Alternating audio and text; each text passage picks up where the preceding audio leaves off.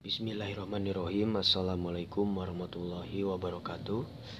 Bertemu lagi dengan Bapak dalam pertemuan kedua dalam pembelajaran Geografi Peminatan kelas 10. Dalam pertemuan kedua ini kita akan mempelajari tentang konsep-konsep geografi. Adapun tujuan pembelajaran kalian, indikator pencapaian kompetensinya, kalian harus mampu mengidentifikasi konsep-konsep geografi dalam kehidupan sehari-hari. Nah, jadi di sini dengan pembelajaran discovery learning, menggali informasi dari berbagai sumber belajar, menyelidiki sederhana. Nah, kalian di sini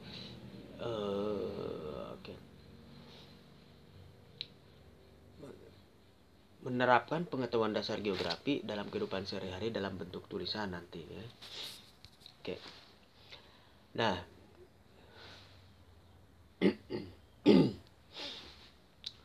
di sini dapat kita lihat perbedaan aksesibilitas, di mana akses itu tentang keterjangkauan antara desa dan kota. Jadi, kota begitu lancar karena sistem transportasinya itu lancar tanpa hambatan. Jadi akses itu berhubungan dengan keterhambatan dalam jangkauan. Desa agak sulit terjangkau karena aksesnya, ya, keterjangkauannya ada keterhambatan. Jadi ada hubungannya aksesibilitas itu keterjangkauan dan hambatan. Nah, dalam konsep geografi, kalian di sini ada 10 konsep geografi yang harus kalian pahami. Nanti ada jarak, lokasi, keterjangkauan, morfologi, pola, aglomerasi, nilai guna, interaksi atau interdependensi, diferensiasi area serta keterkaitan ruang. Nah, ini adalah konsep-konsep esensial geografi. Jadi, dalam 10 konsep esensial ini kalian harus bisa memahami. Boleh di pause, kemudian kalian dibaca dulu 10 konsep ini untuk memahami penjelasan Bapak selanjutnya. Oke. Yang pertama, konsep lokasi. Nah, konsep lokasi atau letak sebuah daerah di permukaan bumi. Ini konsep paling utama sejak adanya perkembangan ilmu geografi. Dan jawaban pertama dalam geografi yaitu di mana. Nah, ini adalah mengenai konsep lokasi. Jadi lokasi itu adalah suatu titik tempat. Titik tempat. Kalau titik tempat berarti letak, berhubungan dengan letak. Nah, lokasi ini ada dua pengertian, ada lokasi absolut dan lokasi relatif. Nah, kalau lokasi absolut ini tidak bisa berubah-ubah atau tidak bisa diubah-ubah. Kalau lokasi relatif itu bisa berubah-ubah. Contohnya titik lokasi itu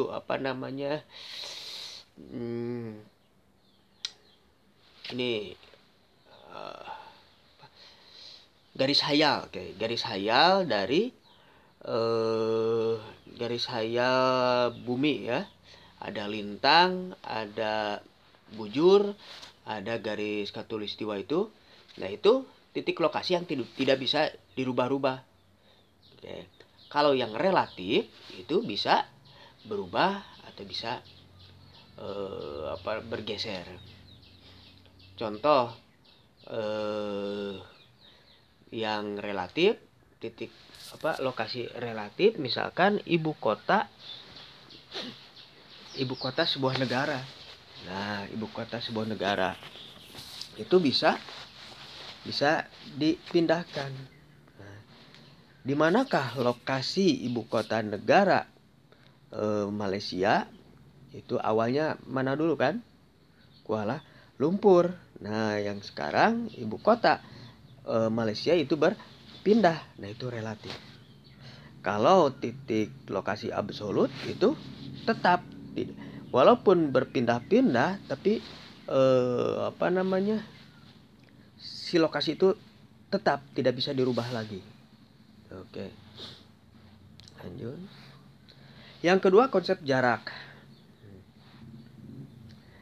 Jarak adalah salah satu konsep geografi yang amat penting untuk kehidupan sosial, ekonomi, budaya, maupun juga kepentingan pertanian. Jarak berkaitan erat dengan arti lokasi dan upaya untuk pemenuhan kebutuhan pokok kehidupan, air, tanah, pusat pelayanan, dan transportasi. Nah, ini berarti berhubungan semuanya juga ya, berhubungan untuk kebutuhan manusia. Oke. Jarak mempunyai 3 dimensi ukuran, yaitu jarak geometrik, jarak yang diukur dari segi dimensi, dan jarak diukur dari segi dimensi ekonomi. Nah, ini dapat dilihat dari jarak. Ya. Oke. Kalau geometrik berarti lebih kepada ukuran meter, ya, kilometer, dan sebagainya. Jarak yang diukur dari segi dimensi, yaitu dimensi berarti dimensi apa yang kita akan kita ukur. Jarak diukur dari segi dimensi ekonomi berarti dilihat dari berapa irit tidaknya, nah seperti itu ya. Nah, jarak pun sama dengan konsep lokasi, yaitu ada 2, jarak absolut dan jarak relatif. Jarak absolut itu tidak bisa dirubah-rubah. Oke. Kalau jarak relatif bisa berubah-ubah. Contoh, kalian dari Pamengpeuk ke Garut itu ada 2 jarak ya. Jarak absolut, jarak relatif. Nah, kalau jarak absolut Pamengpeuk Garut itu sekitaran 100 km, tidak bisa dirubah-rubah. Tuh ya. Kalau mengikuti alur jalan itu 100 km. Kalau jarak relatif, nah itu disesuaikan dengan kalian membawa kendaraan tersebut. Ada yang 2 jam, ada yang 1 jam, ada yang 1,5 jam. Nah, itu jarak relatif, tergantung dari kepiawaian orang dalam mengendarai kendaraan atau ada keterhambatan. Nah, aksesibilitasnya itu lancar, nah itu relatif. Jadi kalau dengan meter, kilometer absolut. Kalau dengan berhubungan dengan waktu bisa relatif.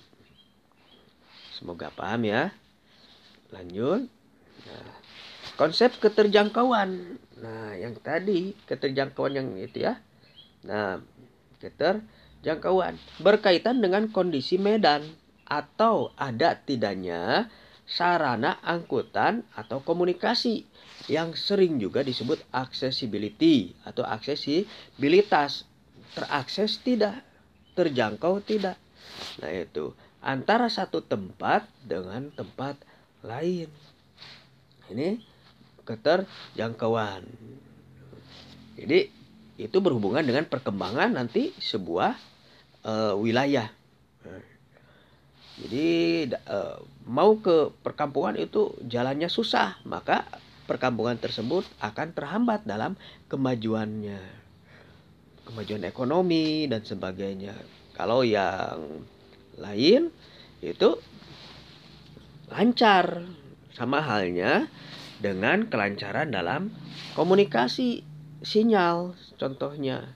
Nah, orang yang dapat sinyal 1 detik langsung bisa terinformasikan. Nah, orang yang tidak terjangkau oleh sinyal, nah itu akan terjadilah kesulitan. Seperti itu. Maka di sini bagian dari pemerintah untuk dalam menyebarkan sinyal tersebut. Oke, kita lanjut.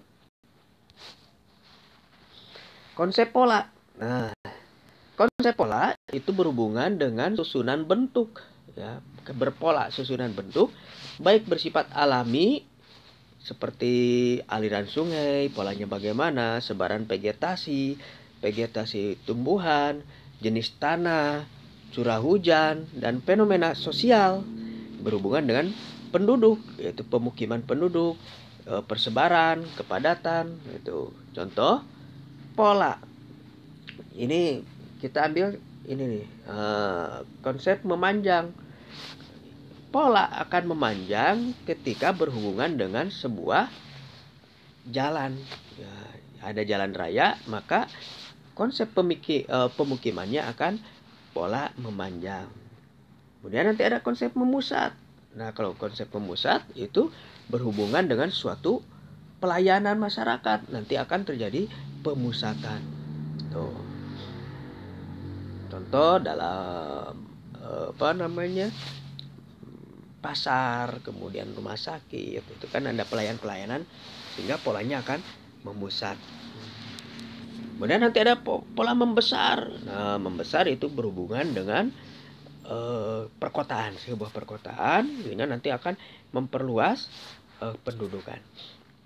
5. Konsep morfologi.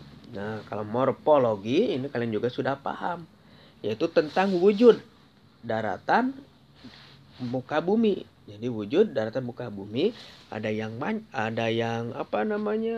pegunungan, ada yang dataran tinggi, dataran rendah.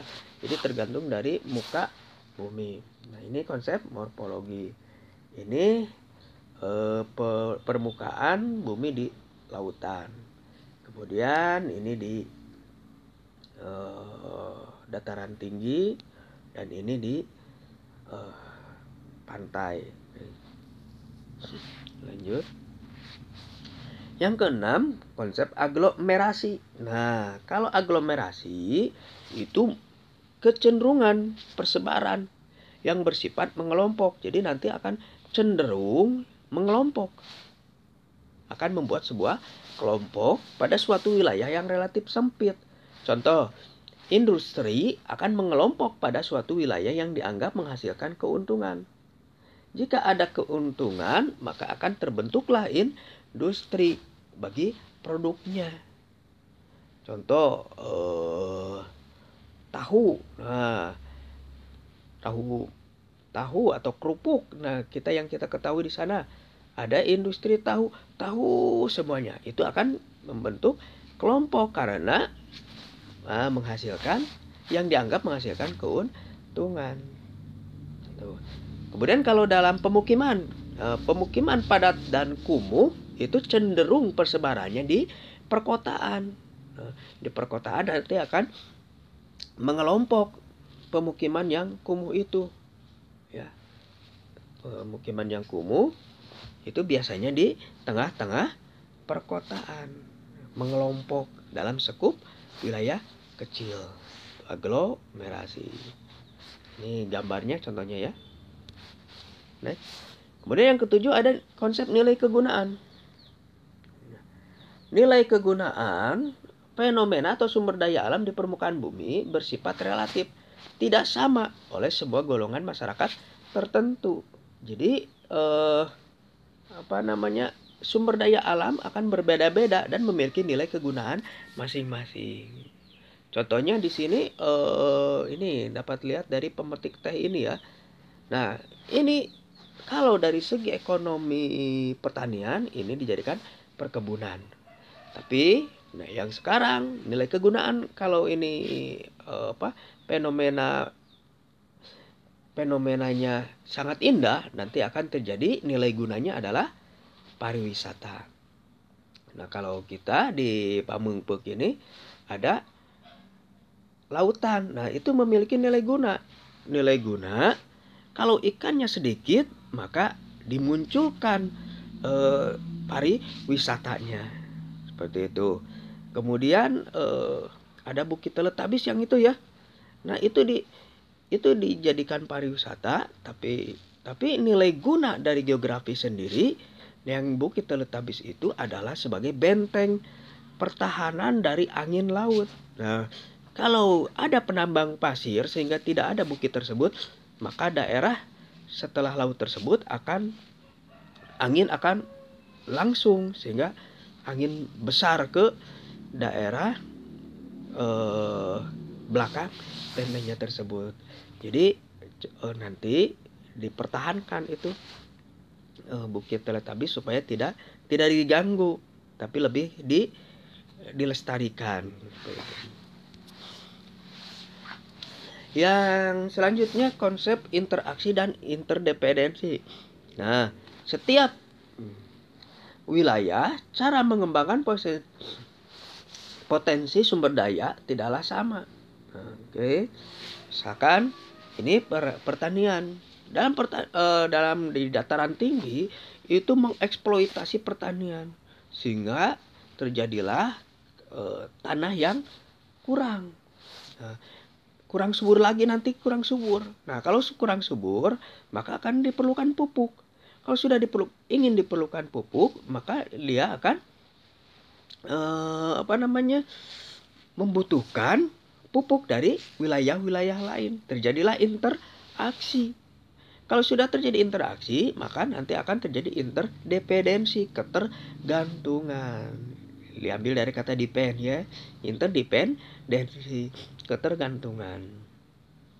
Contoh orang yang Cikajang itu kan penghasil sayuran, ya, kol dan sebagainya.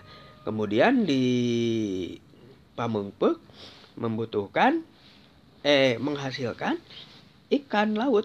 Nah, di sini kalau sudah terjadi interaksi, maka akan terjadilah ketergantungan dalam pola makanan tersebut. Misalkan Pamengpeuk perlu sayuran, orang Cikajang perlu ikan dan sebagainya. Ikan laut maksudnya. Yang 9, konsep diferensiasi area. Ini diambil dari kata different. Kalau difference itu berarti perbedaan area wilayah. Pada setiap wilayah terwujud perpaduan sebagai unsur baik fisik maupun sosial. Nah, setiap ini fenomena fisik nanti akan berhubungan dengan fenomena sosialnya. Contoh kita lihat ini pertanian atau persawahan yang nantinya akan berhubungan dengan pembajakan, ya, membajak sawah dan sebagainya. Itu akan membentuk pola hidup masyarakat, pola hidup masyarakat yang pertanian. Kemudian contoh yang kedua di sini ada laut. Nah, ini laut.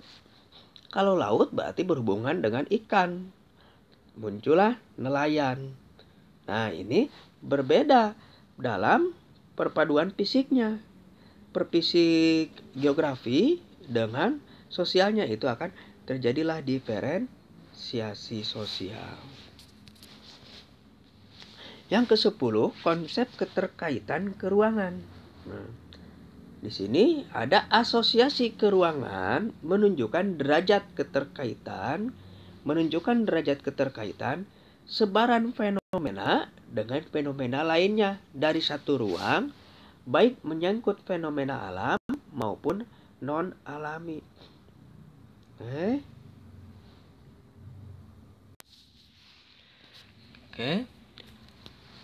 Konsep keterkaitan keruangan, misalnya kondisi kemiringan tanah yang terjal dengan ketebalan lapisan tanah yang makin kering. Hal ini karena proses erosi berlangsung sangat kuat dan intensif. Tumbuhan alang-alang pada wilayah terbuka yang bebas sinar matahari akan tumbuh subur tanpa ditanami. Nah, ini keterkaitan keruangan ya. Adanya aneka macam tumbuhan dengan kehidupan maupun unsur-unsur abiotik di sebuah tempat pada ketinggian tertentu dari formal regional mungkin dikenal sebagai daerah hutan. Interaksi antara unsur-unsur dalam ruang dapat dijelaskan bahwa pengertian fungsional region yang berwujud hutan cadangan. Nah, pengertian ruang dalam arti luas adalah seluruh lapisan permukaan bumi adalah lapisan biosfer, tempat hidup tumbuhan, hewan, dan manusia. Sedangkan dalam arti sempit, ruang dapat diartikan sama dengan wilayah yang mempunyai batas-batas tertentu, baik keadaan alam, sosial, pemerintahan. Ruang memuat dua dimensi, yaitu isi dan jarak. Dimensi isi menyangkut lingkungan alam dan lingkungan sosial. Dimensi jarak dapat dipandang dari waktu dan ekonomi.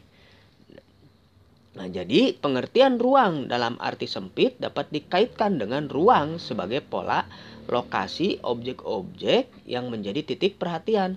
Misalnya kota, jalan, industri, lahan pertanian, perkebunan, dan sebagainya.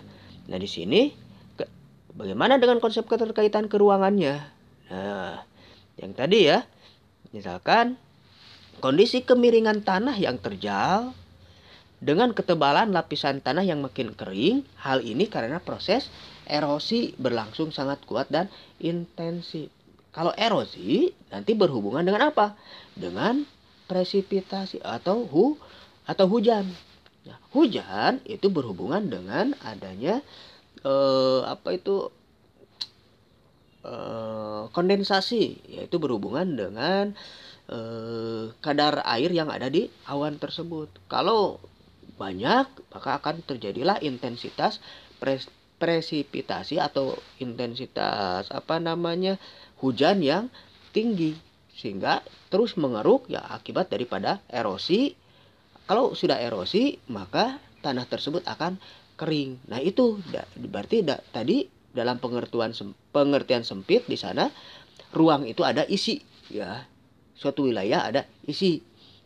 Isi di sini contohnya yang tadi ya, isi tanah kering akibat daripada hujan yang besar, terjadi erosi, kemudian terjadilah gundul hutan.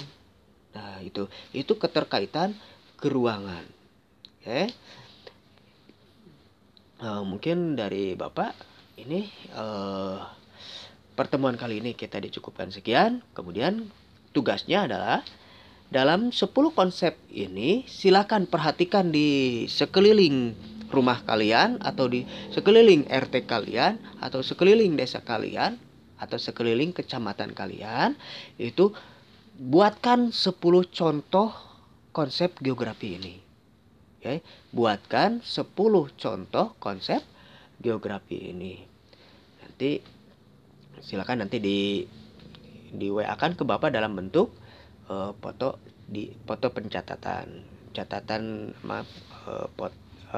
tugas dicatat kemudian difotokan. Terima kasih, pertemuan kali ini kita dicukupkan sekian. Semoga tetap diberikan berkah dari Allah Subhanahu wa taala, berkah ilmu, dan semoga kita semuanya sehat walafiat ya. Wabillahi taufiq wal hidayah. Wassalamualaikum warahmatullahi wabarakatuh.